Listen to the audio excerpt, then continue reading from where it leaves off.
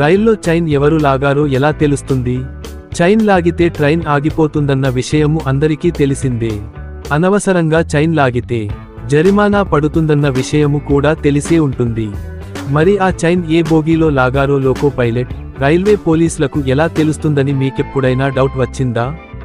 ఆ సందేహాన్ని ఇప్పుడు నివృత్తి చేసుకుందాం.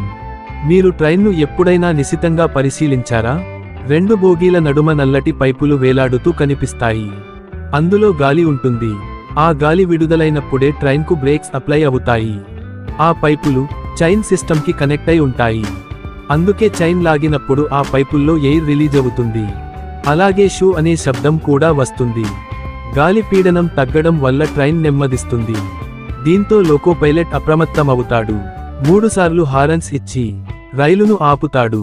చైన్ సిస్టమ్కు అనుసంధానంగా ఎమర్జెన్సీ ఫ్లాషర్లు కూడా ఉంటాయి. ఇవి ప్రతి బోగీ బయట ఉంటాయి. ఏ బోగీలో అయితే చైన్ లాగారో అక్కడ ఉన్న ఫ్లాషర్ వెలుగుతుంది.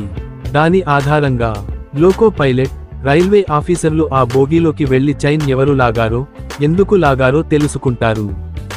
సదరు బోగీలో ఆ చైనును సరిచేస్తేనే ఫ్లాషర్ ఆగిపోతుంది. అనంతరం రైలును మళ్లీ స్టార్ట్ చేస్తారు.